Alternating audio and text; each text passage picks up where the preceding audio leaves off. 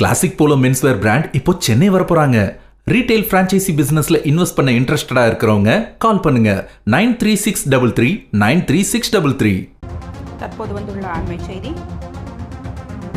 காஞ்சிபுரம் மாவட்டம் பரந்தூரில் அமையவிருந்த சென்னையின் 2வது பசுமைவழி விமான நிலைய திட்டம் கைவிடப்பட்டு அதற்கு பதிலாக அங்கு சிப்காட் தொழிற்பூங்கா அமைப்பதற்கான சாத்தியக்கூறுகளை குறித்து தமிழக அரசு தீவிரமாக பரிசீலித்து வருகிறது. விவசாயிகளின் தொடர் எதிர்ப்பு மற்றும் தற்போதைய தாவேகா தலைமையிலான புதிய அரசின் தேர்தல் வாக்குறுதியின்படி பரந்தூர் விமான நிலைய பணிகள் தற்காலிகமாக நிறுத்தி வைக்கப்பட்டுள்ளன. ஏற்கனவே கையகப்படுத்தப்பட்ட சுமார் 1700 ஏக்கர் நிலத்தை மீண்டும் விவசாயிகளிடம் ஒப்படைப்பதில் நடைமுறை சிக்கல்கள் இருப்பதால் அந்த இடத்தில் புதிய சிப்காட் தொழிற்பூங்கா அமைக்க உயர்மட்ட அதிகாரிகள் ஆலோசித்து வருகின்றனர். இது தொடர்பான அதிகாரப்பூர்வ அரசாணை விரைவில் வெளியாகும் என தகவல் வெளியாகியுள்ளது. தற்போது வந்துள்ள அண்மை செய்தி.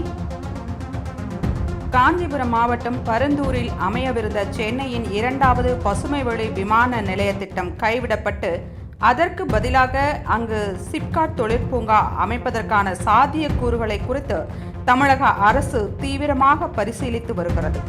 விவசாயிகளின் தொடர் எதிர்ப்பு மற்றும் தற்போதைய தாவேகா தலைமையிலான புதிய அரசின் தேர்தல் வாக்குறுதியின்படி பரந்தூர் விமான நிலைய பணிகள் தற்காலிகமாக நிறுத்தி வைக்கப்பட்டுள்ளன.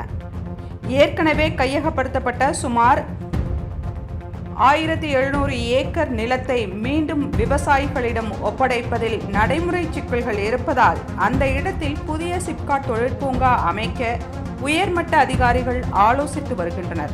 இது தொடர்பான அதிகாரப்பூர்வ அரசாணை விரைவில் வெளியாகும் என தகவல் வெளியாகியுள்ளது. தற்போது வந்துள்ள அண்மை செய்தி.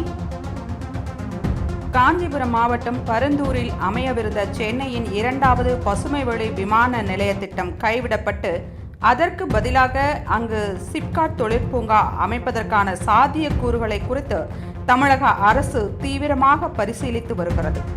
விவசாயிகளின் தொடர் எதிர்ப்பு மற்றும் தற்போதைய தாவேகா தலைமையிலான புதிய அரசின் தேர்தல் வாக்குறுதியின்படி பரந்தூர் விமான நிலைய பணிகள் தற்காலிகமாக நிறுத்தி வைக்கப்பட்டுள்ளன. ஏற்கனவே கையகப்படுத்தப்பட்ட சுமார் 1700 ஏக்கர் நிலத்தை மீண்டும் விவசாயிகளிடம் ஒப்படைப்பதில் நடைமுறை சிக்கல்கள் இருப்பதால் அந்த இடத்தில் புதிய சிப்காட் தொழிற்பூங்கா அமைக்க உயர்மட்ட அதிகாரிகள் ஆலோசித்து வருகின்றனர்.